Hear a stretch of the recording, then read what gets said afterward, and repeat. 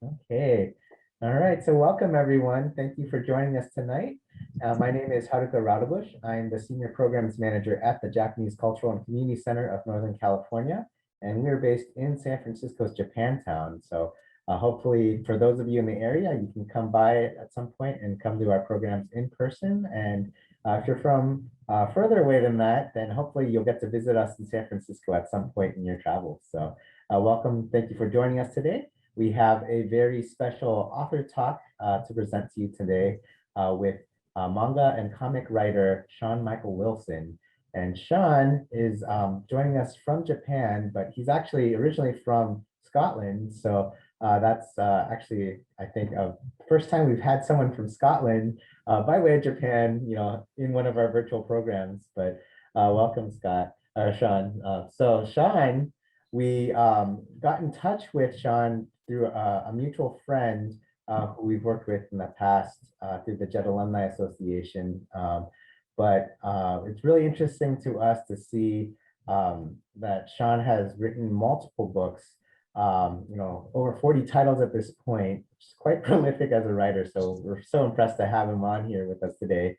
But 40 works, and not just to English speaking audiences, but to the general publishing market in Japan. So in addition to presenting his new book today, the Minamata Story, an Eco-Tragedy, Sean will also be sharing with us some insights on what it is like to get his work published in Japan's manga publishing industry. So with that, I will actually let Sean give more of a detailed explanation and introduction to himself, as well as his book and his work in Japanese manga publishing. So thanks for joining us, and here we are. Thank you, Sean. Thank you. I'm glad you said Scotland there. As you know, the Olympics is happening in Japan at the moment, and the British team is called Team GB, but the Japanese reporting says Igiris. And as far as I'm concerned, Igiris means England, not GB. So I'm a bit annoyed about that. Scottish people don't like to be called English. Anyway, so yes, thanks for joining us, everyone.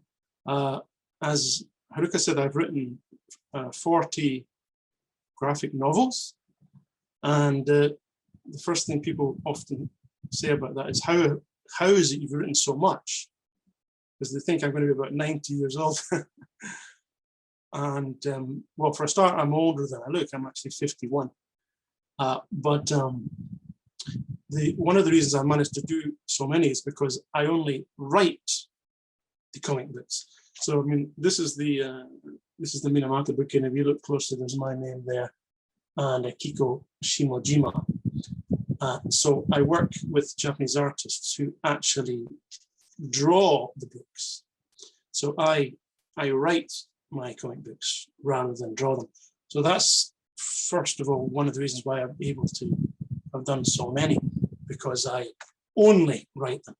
If I was writing them and drawing them, it would have been literally impossible, in this case literally, to have done 40 books. It just takes too long. So that's the first reason why I've written so many. And the second reason is I'm that rare phenomenon, well-organized writer. Most artistic people are not very well organized. But I always make sure I do a little bit writing every day, and it just adds up. That's one thing. Now let me take you to my website and tell you and show you a little bit more about my books.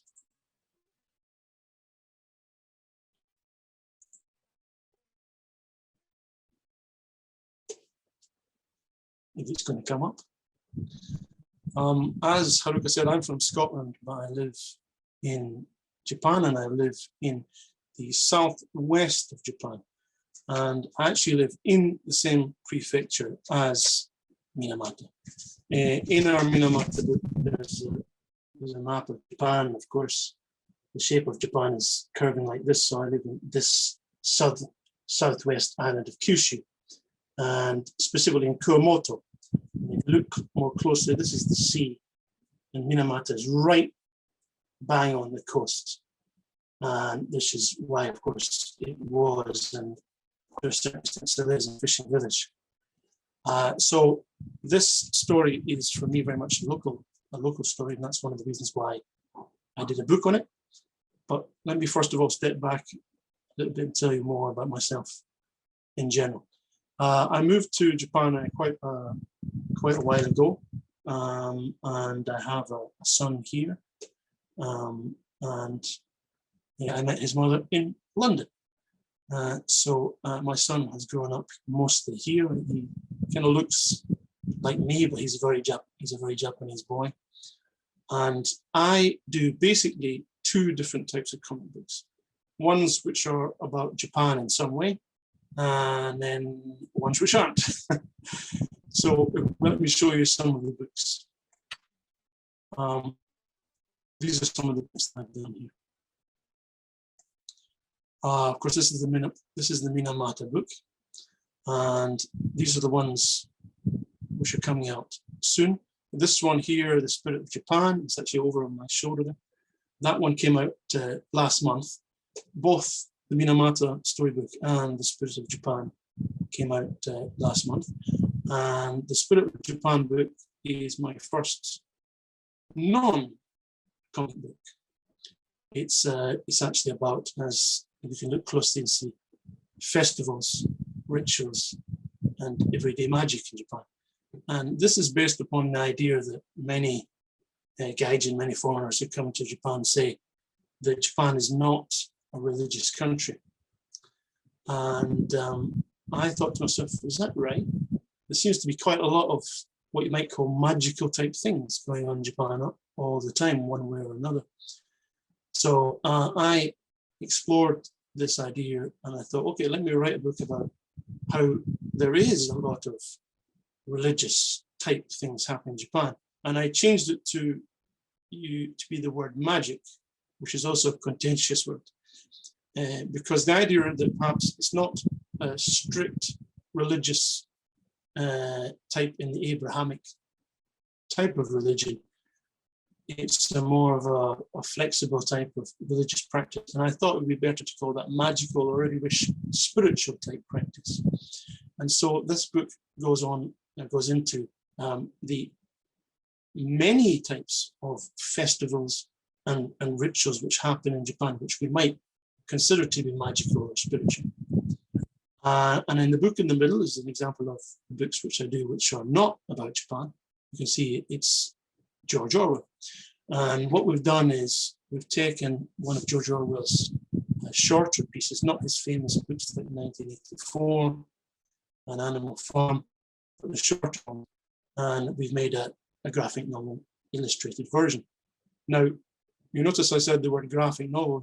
Some of you may be wondering what a graphic novel is. Some of you may be regular readers of comic books and graphic novels. Basically, comic books, graphic novels, and manga are basically the same. Now, some people will disagree with that straight away and say, no, they're not the same. But essentially, graphic novels is a kind of fancy modern title which was invented about 30 or 40 years ago and has become a kind of marketing thing which publishers use now to indicate that it's a comic book not for children. And that doesn't mean pornography. It means that the subject is something about history, drama. It's a sophisticated story which is suitable for adult readers. So you can notice it says here, graphic novel under George Orwell. Now, what are comic books then? Well, in my opinion, comic books and graphic novels are basically the same, and I use those words interchangeably. We might say that manga is a bit more different because on the one hand, you might say manga is only comic books which are made by Japanese people in Japan. But that's a contentious point as well. This is one of the problems of being a comic book creator is that everybody knows comic books. Most people know manga nowadays, but most people don't really know how they're made or what they really are, or what their position in society and culture is. Now, let me go down a bit more. These three are all Japanese related books. You can see manga yokai stories, and some of you will know yokais, basically ghosts or kind of mysterious monsters, you might say. And this is an adaptation of some very ancient Japanese ghost stories. They're not really horror, they're more like kind of mystery stories and stories of Japanese culture. And it was collected together originally by Lafcadio Hearn, or Koizumi Akumo is his Japanese name. And he lived here. He actually walked right up and down the street my house is on 120 years ago.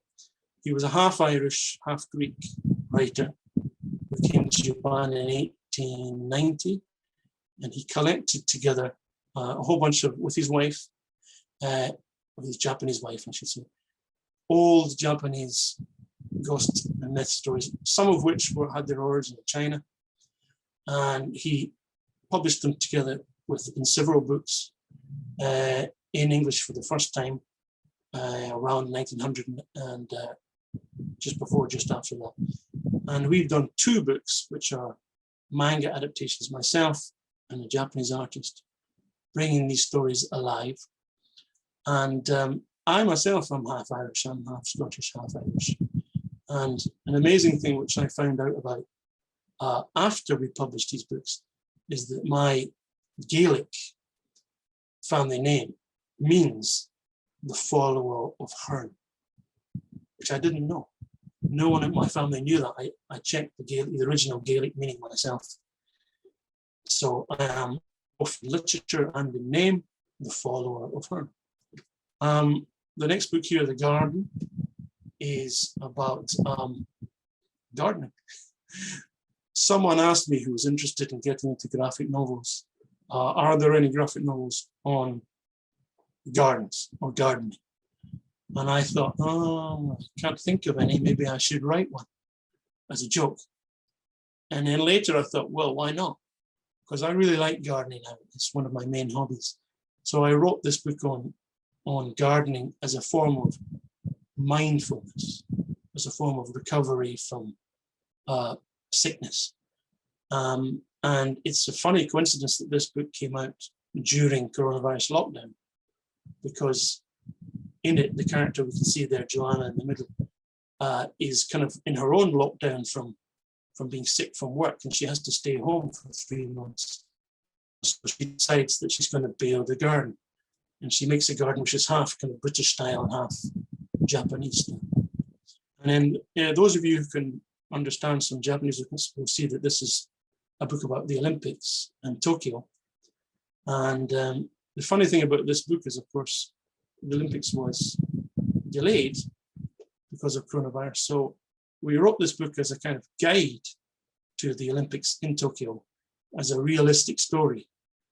And then when the Olympic was delayed, of course, this book has become a kind of semi-fantasy book, because there's things in it set in 2020, which of course didn't happen.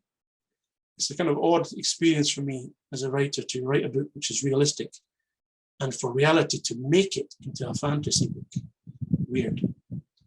Now you can see some of the books here which are not to do with Japan. Of course, this Lao Tzu and the Tao Te Ching's on Chinese philosophy. And this particular book is also kind of experiment in me trying to do something beyond the normal framework of comic books. It's actually this style here. And what it is, you can see an illustration on one side and an English version of each of the Tao poems or passages. And each page is like that. So it's not actually a comic book in a traditional sense, because I want to kind of explore the art form, explore the medium, and try to do things beyond the normal comic book art form, mainly because it's interesting for me as a creator. And this was done with the Hong Kong artist. I also do quite a lot of books which are focused on social history and politics and society. And these 2 books are of that type. This is the General Federation of Trade Unions in the UK. And as you can see, it started 120 years ago, well, 120 years ago from 2 years ago. And this is a book we did about charting the history, basically what the union and all the unions connected to that have done for ordinary people in Britain, for the USA as well, of course. And this one, The Many, Not the Few, it had an introduction by Jeremy Corbyn, which some of you may know, some of you may like, some of you may dislike. He was the leader of the Labour Party in the UK. And it was very interesting and happy for me that he wrote the introduction to this. And the book is about the history of progressive people's movements in the UK, going right back to the peasants' revolt. So it's hundreds of years ago, right up until the present day. And one of the amazing things about this book is that it was actually launched in the UK House of Commons, in the Parliament building, in a kind of special event there, which the leader of the Labour Party came and made a speech at. Now, for me, this is a kind of amazing thing, because let me jump to another point. I wanted to be a content creator since I was a little kid, growing up in Scotland. It was me, DJ. And here's a picture of me as a little kid in Scotland. This is when I was about 10 years old or 9. And you can see I'm reading a comic book in my hand. So for me to be a comic book creator has been my childhood dream since I was that age. And so if I imagine this young boy in Scotland thinking that in the future, his book was going to be launched in the Houses of Parliament, it's some incredible thing, I would have thought, no, that's never going to happen. But it did. Amazing. This is the comic book which I read when I was 12 years old in Scotland again. This is published from London, which really got me into comic books deeply. Because when I read this, this was a good time for comic books in Britain, because they were becoming more sophisticated and moving beyond the image of being comic books for children to something more intelligent, artistic stories, very well drawn, very well written. So when I was a 12 years old boy, I bought this. This is the actual copy which I bought. I still have it with me in the other room. And when I read that, I thought, this is fantastic. This is wonderful.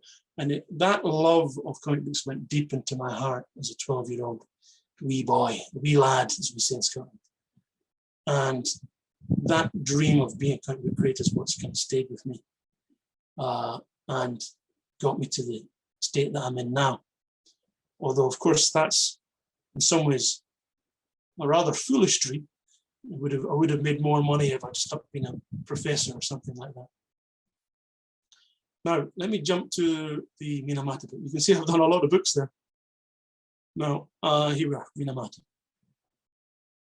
Please check out my website later, folks. Thank you.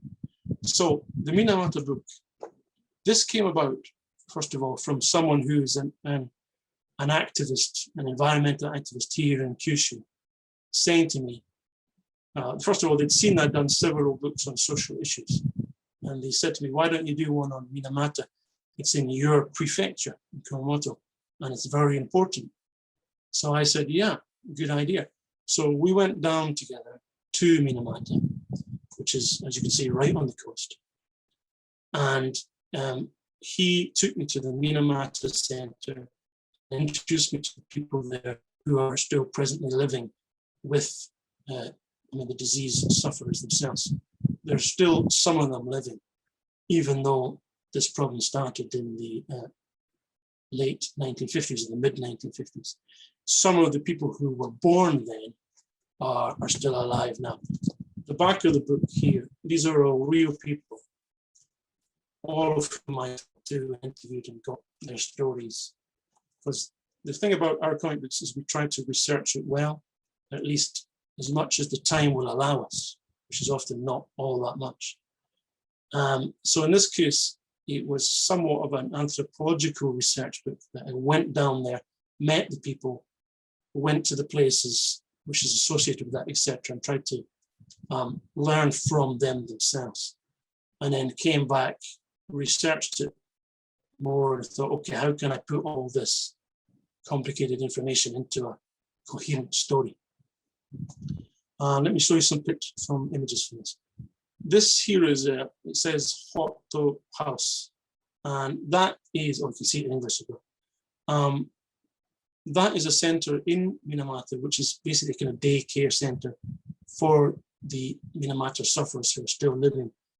And there are a few places like that in Minamata which are doing a very good job helping those people and empowering them. Because one of the things they do, you can see here in the corner, I think this is Kenji, and they take old newspapers, and it's very eco, as they say in Japan, ecological.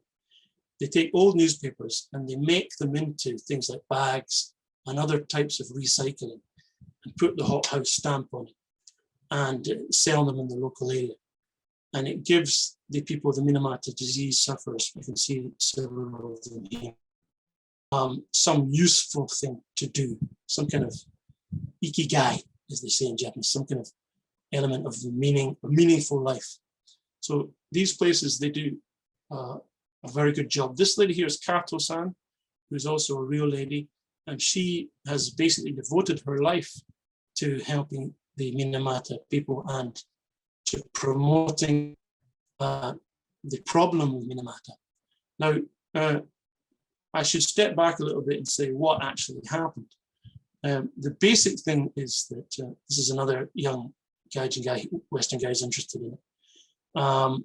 What happened was the company released poison into this water. I mean, they directly released it in, you can see here in the book. And what happened is, of course, it went into the fish, smaller fish and the bigger fish, the smaller fish, in one way or another, it got into the human population from all the fishermen who used to live and work in that area. And then it went in first of all to cats. Now we can see some scenes here of cats were driven crazy by it, and were dancing around and hitting their head off the wall and throwing themselves into the sea and obviously dying. And of course, this is when people began to notice it in Minamata in 56, 57, 58. And you can see this young boy here, Toshi and his mother, are very worried about what's happening to all the cats. And all the cats in the area started to be affected in that way. And of course, one of the results of that was lots of rats spread. And as people left Minamata area because they themselves became sick, people became sick, rats took over many of the houses. Now, a key thing for creators is to ask, how are you going to put all this complicated information into a kind of coherent story, which is accurate to the information, but still flows well as the story. So what I decided to do was to put it into the point of view of a young student who doesn't really know about this and who is learning the process, and therefore we as the readers learn while he learns. And as a joke, I actually gave him my son's name, which is Tommy. So this is Tommy. So he's there as a young college student. My son's going to go to college next year, hopefully. And so he's learning about the methylmercury poisoning and the process which I've just been going into, which is bioaccumulation, and how it goes into us as humans. And then he finds out, to his surprise, that his grandmother was born there. He didn't know that. Well, his grandmother was from Minamata and his mother was born there, and they actually left in the early 70s when the problem was still very bad and was becoming internationally known, partly from Eugene Smith, which the Johnny Depp film, which is coming out soon, is connected to. Our story is not connected to that film at all, actually, it's just a coincidence. So we see Tommy, and he goes down, this is some sketches, he goes down to Minamata with his Obaya-chan, with his grandmother. This is his grandmother who is from Minamata. And so it's a kind of an emotional return for her to go back to a place that she tried to put into her past. Because one of the bad things, as it says there, mixture of sadness and anger. One of the bad things about that situation was that people in Minamata started fighting and arguing amongst themselves about it, which is understandable. What happened was, first of all, people stopped selling Minamata fish. And therefore, what did the fishermen and their fishermen's families do for money? And people criticized the company, which had polluted the area. And before that, the company was loved and respected in Minamata because it brought a modern style type of jobs to this very Inaka area, countryside area. And so there was lots of mixed feelings within the people in Minamata themselves. And some of them, quite a lot, left and went to different parts of Japan. And Tommy's grandmother is an example of that. So they go back together and research it. This is the actual center. It's me there. And this is some of the Minamata people that we talked to.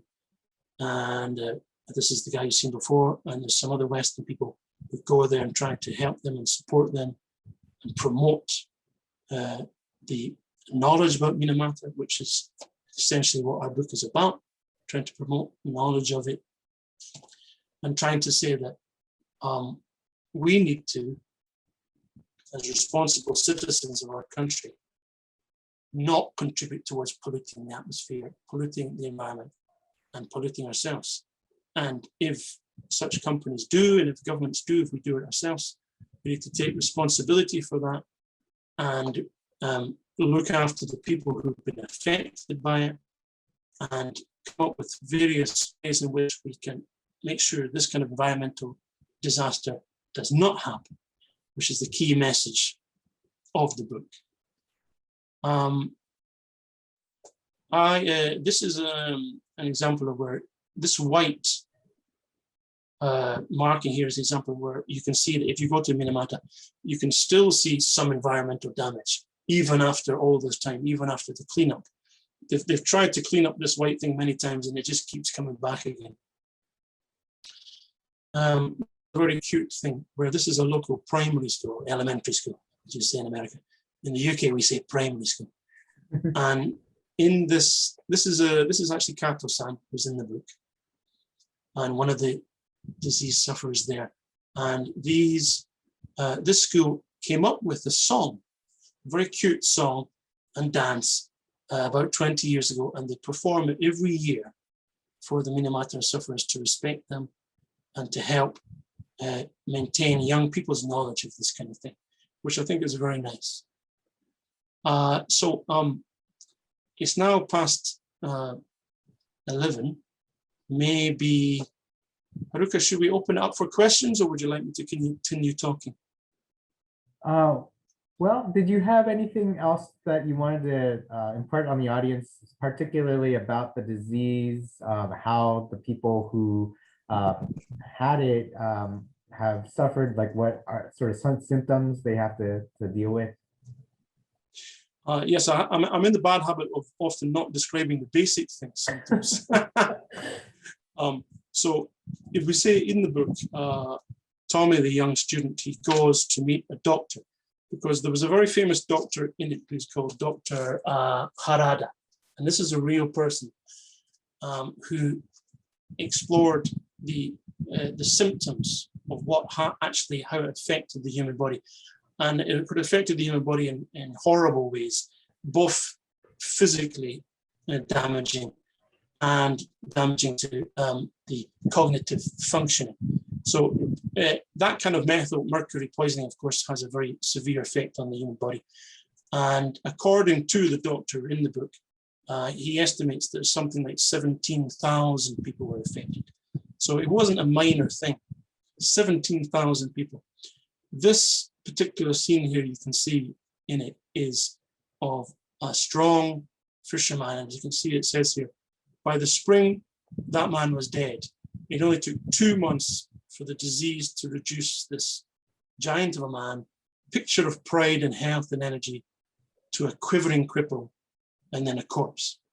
Most people at that time who got the disease, who got it in a very severe way, died, and sometimes very quickly within a matter of just a few months.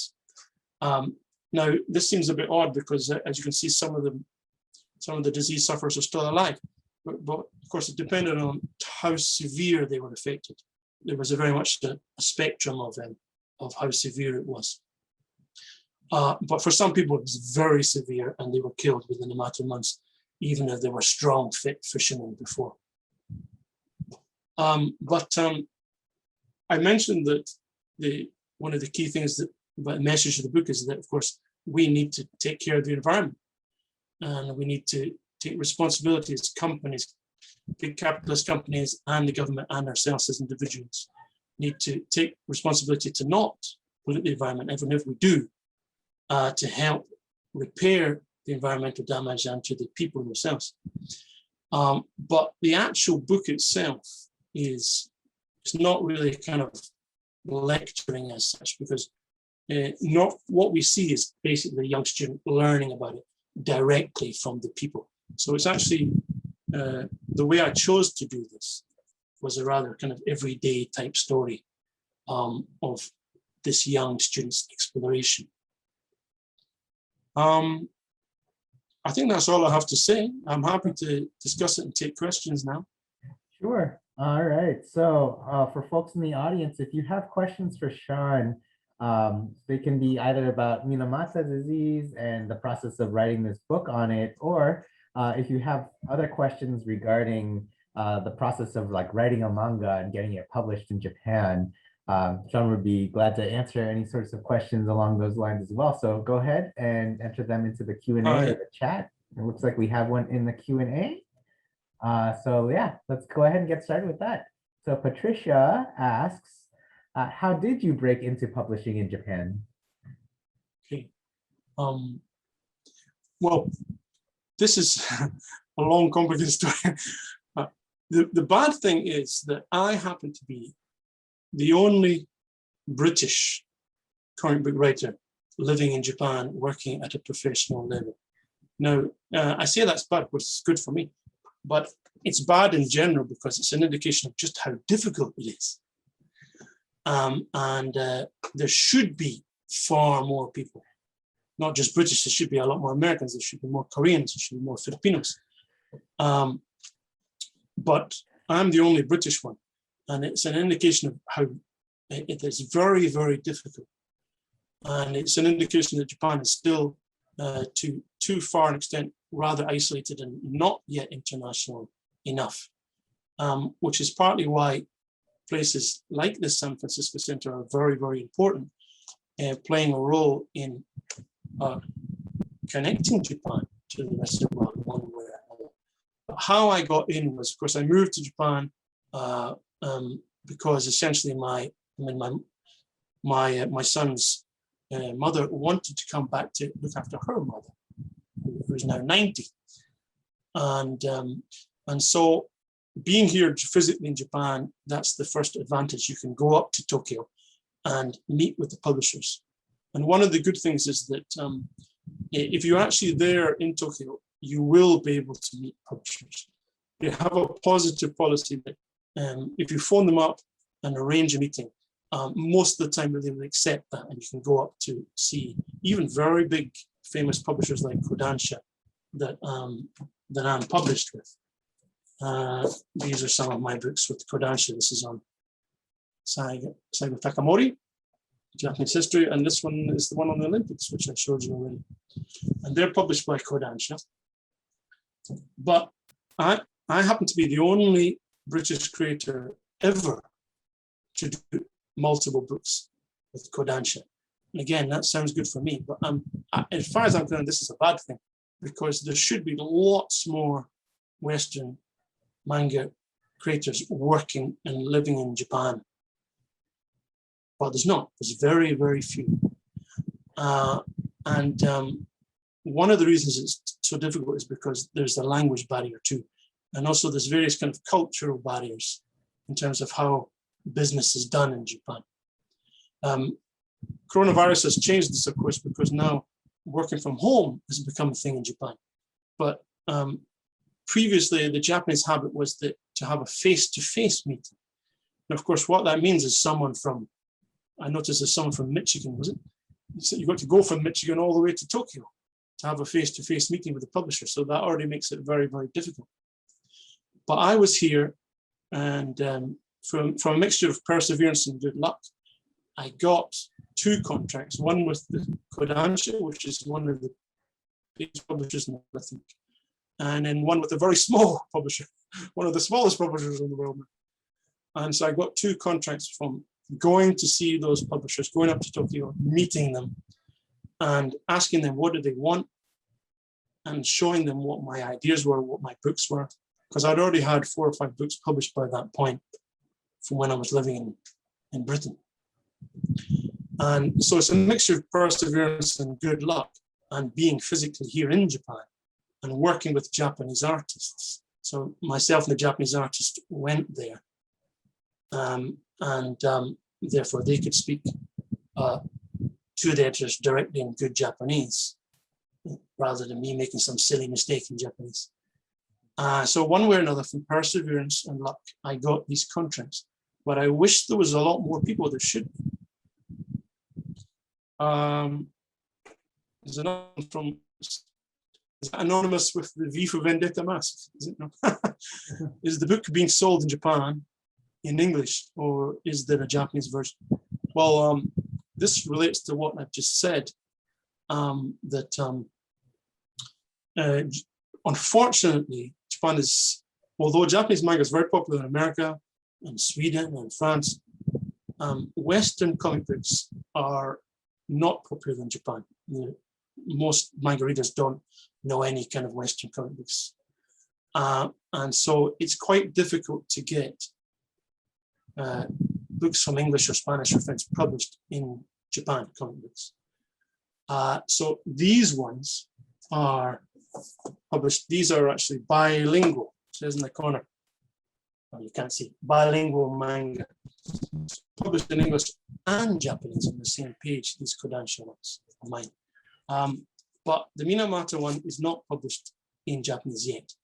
And one of the reasons is because, maybe I shouldn't say this, but some publishers don't want to do contentious political subjects in Japan.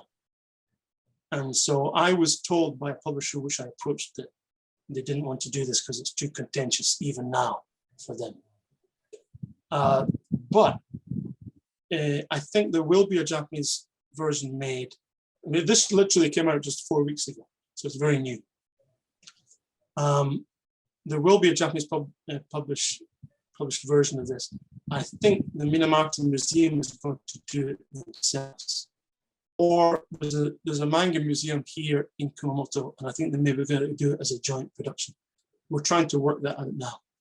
Okay, another one. What would you say is the difference between publishing a manga as a book in Japan and publishing a manga as part of a magazine? You can say that this is what's called a tankobon, meaning a kind of single collected edition, which is basically roughly the same as graphic novel, you might say. But I don't write manga for magazines, meaning weekly or monthly magazines, in which there's a short section which then is later published as a collected edition. Almost all my books are created specifically as collected edition graphic novels. So actually, I don't have much experience of magazine type manga publishing. Sorry about that. I think I've missed some questions, haven't I? Well, see, those are all the ones that have been entered in the chat. But I also have a couple of my own, if you wouldn't mind answering some of my questions. Yes, please. You had some good questions that you sent me, please. Yeah, so I think one thing about the Minamata story is just how significant it is in terms of the history of, you know, I guess public awareness of pollution and the public health issues that arise from it. and the issues of responsibility of governments and corporations in all of this to keep people safe and healthy.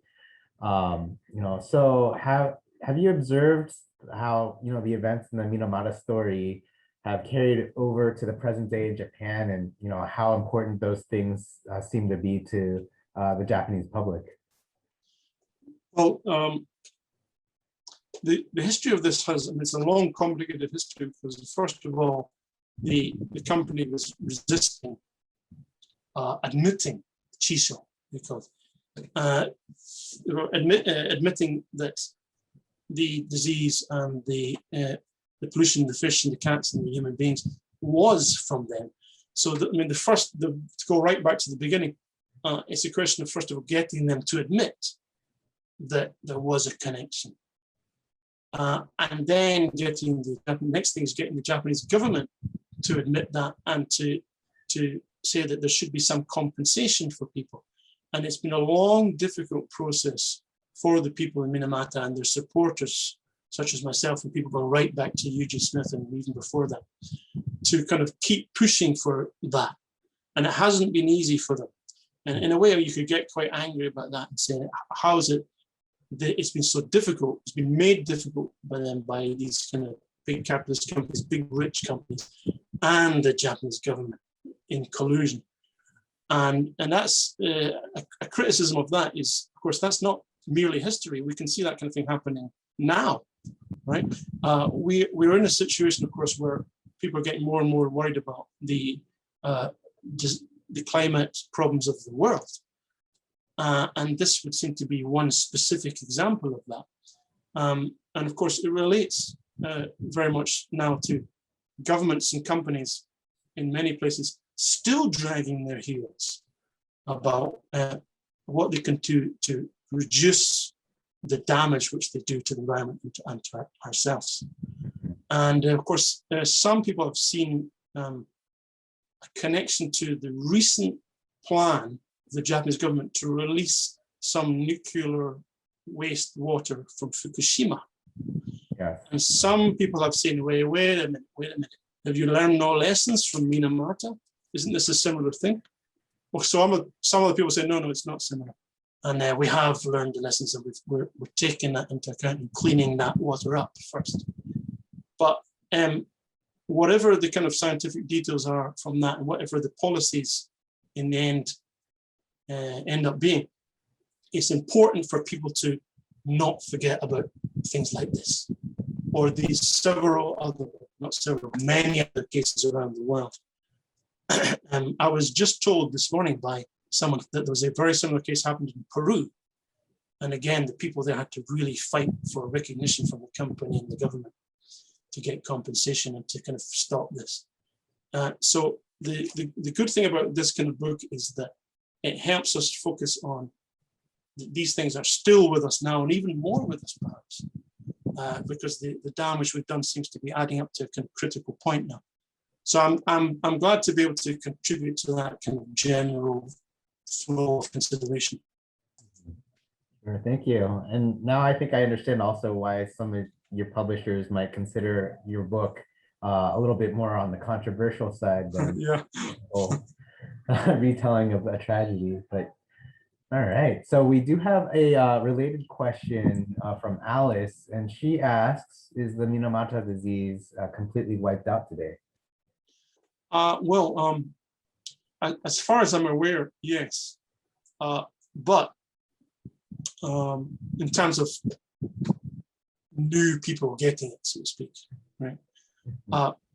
But in terms of it still being with us, no. In my book, the doctor, actually, in this case, the doctor is a fictional character, but the original doctor was a real person who was extremely important, Harada sensei, as they say. But this doctor is a fictional one, which I kind of made up as an amalgam of various real doctors. He said, when the young student goes to see him, that he researched about how many people are still living with it, and found to his surprise that there doesn't appear to be any recent data on that. So the most recent data was from 2001, which is quite a long time ago now. saying that there was, I think, 1,700. I can't find it in my own book now.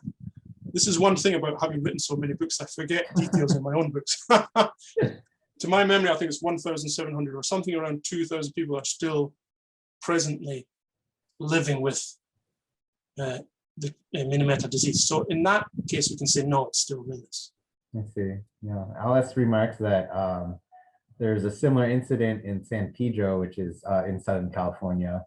And people today are still told not to eat the fish that are fished out of the waters there. So thank you. And then I see there's one from Patricia. yes, let's go to that. My Scottish friend, Patricia Anderson. Okay, so Patricia asks, I was fascinated by you mentioning that both Minamata Story and The Garden are about illness and healing. So she asks, are you aware of the field of graphic medicine that specializes in these kinds of graphic novels? Do you have any other works that might fit into this topic area?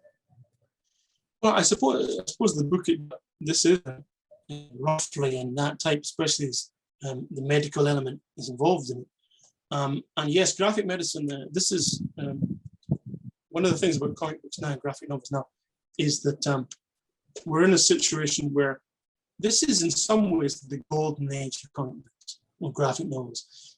Not in terms of sales. The sales are way down from what used to be in the 1960s, 1970s. But in terms of the range of subjects and the sophistication of subjects, and also the quality of the printing, this is pretty much the golden age of comic books. And that graphic medicine is an example. There's a whole kind of subcategory of comic books and strips which are about various elements of medicine, and I think that's fantastic. I would like to do something more like that myself. Some people I know in Britain and America do graphic medicine type books, and I think that's wonderful. Of course, there's also a lot of comic books focused on combating racial abuse and gender abuse. What there isn't enough of yet is books focused on economic abuse. And the kind of the way that, of course, this is again a very contentious thing. A lot of my views are very contentious. I'm not a fan of capitalism, and I think that, I mean, this is partly an example of capitalism. It's a capitalist company who just dumped pollution into the sea and then didn't take responsibility for it. One of the problems with this is that we need to have more, in my opinion, we need to have more democratic control over how companies act in America and Britain and Japan. Not just in terms of how they pollute the atmosphere, but in terms of how they damage their staff and mistreat their staff, etc. And so I would like to see more comic books about that kind of thing too, because it's a very important social issue. Right. So I think I have another question I'd like to ask regarding your writing for Japanese audiences versus Western audiences. Do you change your writing at all depending on which audience you think will be reading your work? Basically, no. I'm a rather selfish writer, and I write for myself. But yes, actually, the answer to that is yes, I do, because the key thing for me is how to put the story over. So it's the artistic logic of it. But of course, it's human beings that are going to be reading. So the readers and the artistic creation of the thing are all intermeshed. And so in this case, as I say, we see it all from the young guy's perspective, from Tommy's perspective. And so therefore, what I thought is the best way to put this over is not like some of my other books are, where it's rather kind of university type academic approach. This is focusing on his personal story as he learns about it, and his grandmother's going back to her young area when she was young, and so it's very much from a personal point of view. And we go into lots of the moving stories about how the people were affected, like the strong fisherman reduced to cripple and then dead within 2 months. So it goes into lots of very moving scenes. And I thought that would be the best way to put it over. In another case, like the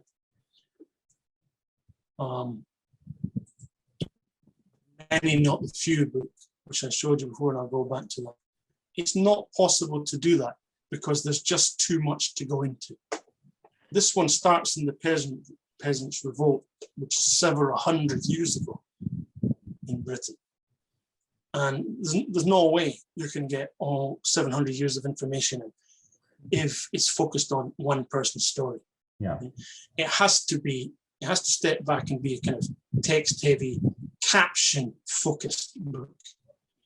And so it basically depends on the story and the subject and how I think it's best to put that over. That's what I'm thinking about. Great, thank you. All right, so I think I have one final question I'd like to ask, but before that, I'd like to give the audience a chance to submit any additional questions they might have before we wrap it up. But does anyone in the audience have any additional questions for Sean at this time?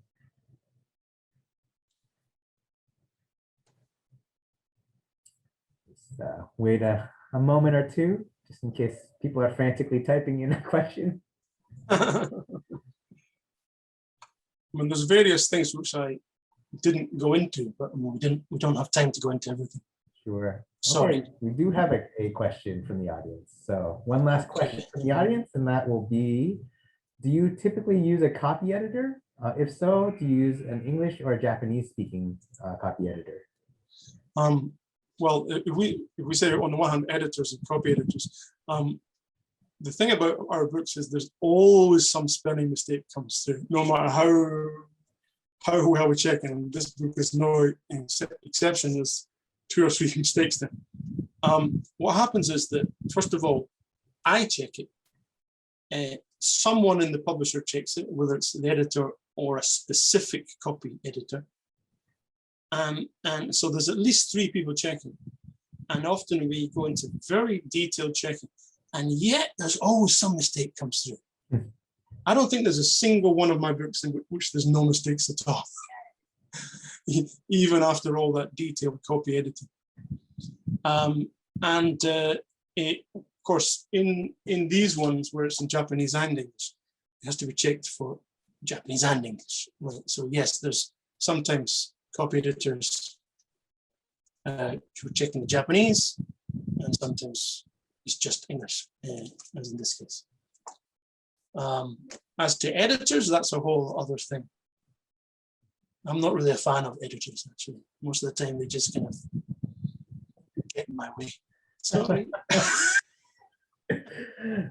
All right. Well, that I think might perhaps lead into my final question for you tonight then. And so my question is, I guess, a general one for the process of writing. And I think it's, I'm asking for the benefit of anyone else who isn't just a fan of manga, but wants to be a creator themselves, right? And wants to see their work published. And my question is just what is your general advice you would give to someone who is an aspiring manga writer who wants to be published? Not just self-published, but picked up by a major publishing house like you have.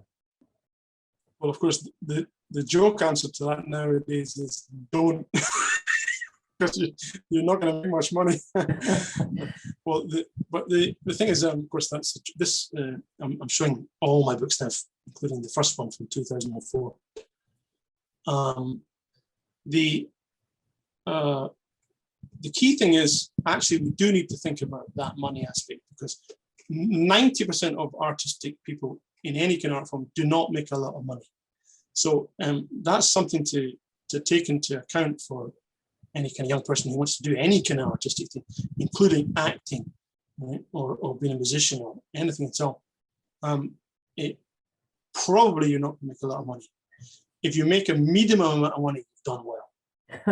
Right, and I don't make a lot of money from my comics. They only sell a medium amount and make a medium amount of money from my comics. But the thing is, the reason I do it is because, as I showed you from that photograph of me in Scotland when I was a wee boy, it's deep inside of me as something which is meaningful for me to do. I mentioned the Japanese word ikigai, which means that sense of purpose in your life. And doing comic books gives me a sense of purpose in my life. That's the key thing. And so that I think it starts from that kind of economic consideration and psychological consideration. If it's really a meaningful thing from you and you're all right from accepting that you get more money as an accountant or as a professor or something, if you can accept that you're going to get probably not that much money, then go for it, right? But the best advice I have is still psychological, which is don't defeat yourself, because that's what most people do. They kind of hesitate themselves into inaction. One of the reasons I've written so many books is because I just get on with it.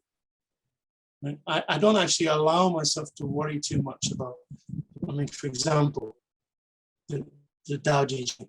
If you were to think about that, think, wait a minute, a 2,500-year-old Chinese philosophy, I'm going to be able to make this into a comic book? No. If you thought about that in a kind of serious way, you think, no, it's impossible, and give up. But the thing is, I have a kind of let's get it done attitude, and let's have a go at it and do our best. And I think that kind of psychological thing is very important. Of course, sometimes you will make a mistake. But the key thing is not to hesitate yourself into inaction as a creator. And of course, that's got nothing to do with actual skills. But I think in a way, the skills of being able to learn guitar or being able to draw or write comic books is of course very important. But the central thing is your kind of psychological attitude of pushing yourself forward. I think that's probably more important. Thank you so much.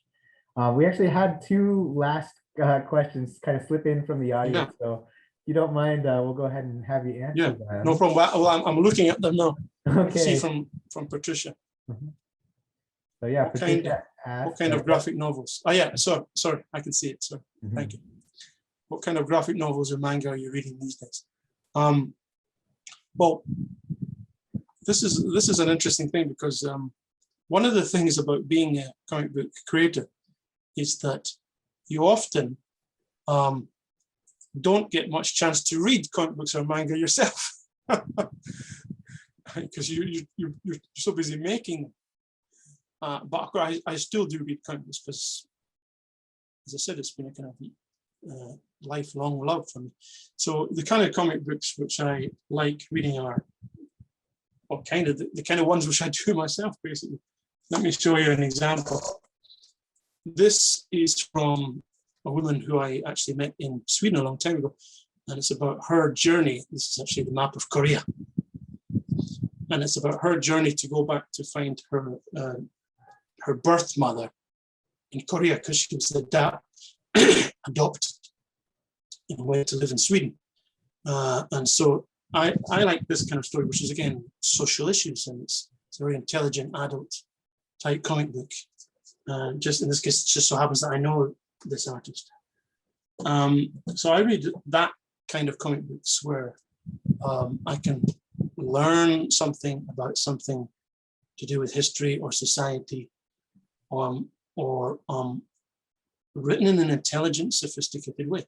And as I said, this is the golden age for that type of comic book now, especially from female creators. There's far more female creators and people of color. She's a Korean, Swedish female artist. And so the breadth of creators now is much more than it used to be. And the breadth of subjects is much more. What we lack is readers. Right? We need more people like you to buy graphic novels. So please buy some, not just mine, but any good graphic novels, because we need you. Great. And what was the other one?